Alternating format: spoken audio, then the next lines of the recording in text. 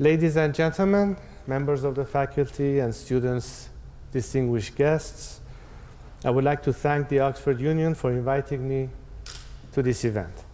I am delighted to be back after many years here in Oxford and to be among you tonight. It is an honor and privilege to be received in one of the most prestigious learning institutions in the world. As much as I am enthused to be present in an environment where the sanctity of a learning institution is preserved and free thinking is paramount, I am sadly reminded of the opposite circumstance prevailing in my homeland today. As I speak to you as students coming from all over the world who can depend on an environment open to diversity of thought and faith, I witnessed a systematic violation of our respective institutions of learning, where the dark shadow of a religious regime pierces through its walls to instill religious ideology and coerce students to forcefully submit to a specific ritual as dictated by the ruling clerics, and where historical accounts are doctored to suit the regime's self-serving narrative. Although this is not related to the topic of my discussion tonight, I thought it was necessary for me to share this with you and ask you to keep in mind how fortunate you are to have no restrictions and are free to pursue your research without boundaries, and to imagine how deprived so many of your peers far away from here must be inside Iran. Among so many things that need to change in my homeland, this would be a top priority. For in my opinion, everything starts with proper education, anytime, anywhere. This being said, and as time is restricted, I wish to bring to your attention very briefly some of the principal issues and conflicts which dominate the scene in the Middle East. Indeed, in recent history, particularly since the advent of the 21st century, the Middle East has been center stage, and any crisis emanating from it has deeply affected the world's stability and economic well-being. In my view, there are currently at least 5 major crises or predicaments, each threatening in one way or another peace and stability in the region.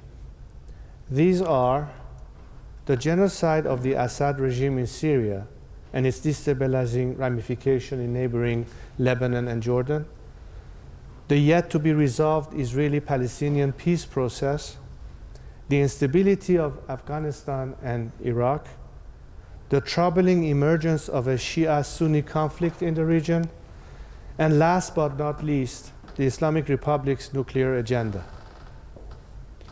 In each of these crises, the composition of various participants, foreign powers, regional governments, and radical militias or terrorist groups is varied.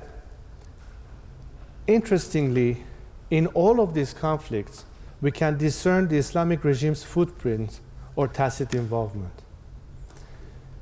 In the case of Syria, it is no secret that the Iranian regime has been a long-time key ally of the Syrian regime and has recently been the principal backer of Bashar al-Assad in his campaign of systemic massacre of the Syrian people.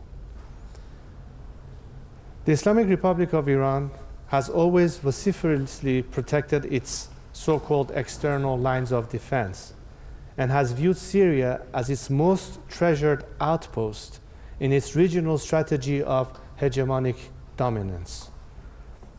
It has given the Islamic Republic of Iran a supply route in its support of groups such as the Hezbollah and other affiliated radical or terrorist groups.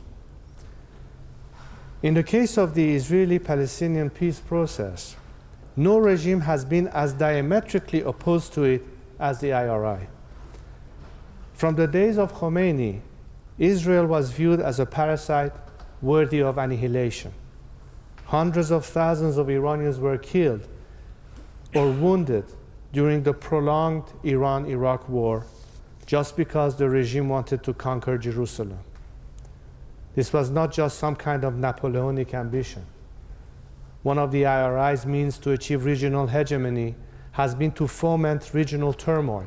And what better way than to sabotage a peace process, frustrate foreign and regional actors, and make its presence known while staking a claim. Similarly, in the case of Afghanistan and Iraq, the IRI has been a major thorn in the eye of the United States and its Western allies since their military deployment in both countries in the aftermath of the terrorist attack on September 11th. The IRI's path to regional dominance does go through Kabul and Baghdad as well. The regime has systematically exerted both financial as well as military influence via its various IRGC brigades. Counting on its staying power, it is gambling particularly on the US government to grow weary as Americans call for the withdrawal of troops. With the place vacated by Western forces, the task would become much easier for Tehran to gain more control or dominance, particularly in Iraq, where there's a large Shiite community. This leads us into the next emerging Shiite-Sunni conflict. Ever since the Islamic Revolution of 1979, a new sheriff came to town.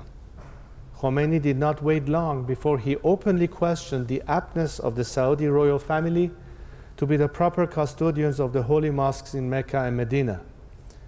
The gloves were off from the get-go, although the immediate fear from the virulent revolutionary regime forced most of the Arab countries to stay very low-key and non-confrontational until now.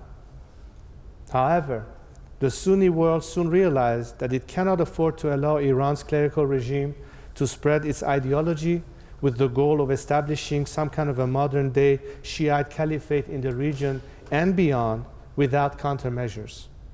In fact, the Arab world, and Saudi Arabia in particular, has since been the most active in countering the IRI. However, this has also given an opportunity for radical Sunnis, such as Salafists and Wahhabis, to emerge and have a pronounced impact in the region. This escalation in ideological religious conflict has brought us to a troubling state of unease, and its continuation could literally plunge the region into severe chaos and religious wars. But the conflict is not limited to just this. The clerical regime's dubious nuclear agenda has been the most alarming element. Beyond Riyadh or Tel Aviv, the whole world is deeply concerned. This unresolved crisis could lead us into an unwanted scenario of yet another military conflict, however far more disastrous and consequential than previous military conflicts in the entire Middle East. As you can see, the Islamic regime is omnipresent and the root cause of today's crises and dilemmas in the Middle East. Can the regime ever change its behavior or policies? Well, it depends on whether you are willing to believe in a mutation in its DNA. The regime is what it is. It is inherently opposed to concepts and values held dear by the free world: freedom, democracy, human rights.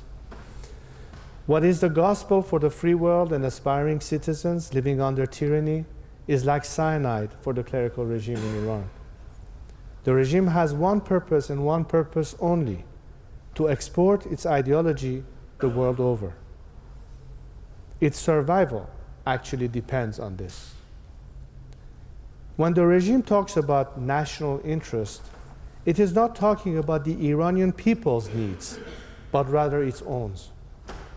It does not relate to their aspiration, nor does it respond to the free world's expectations. This would explain why it would be rather futile to negotiate with this regime. Because for reasoning to work, this regime would have to live in the same rational sphere, which doesn't seem to be the case more often than not.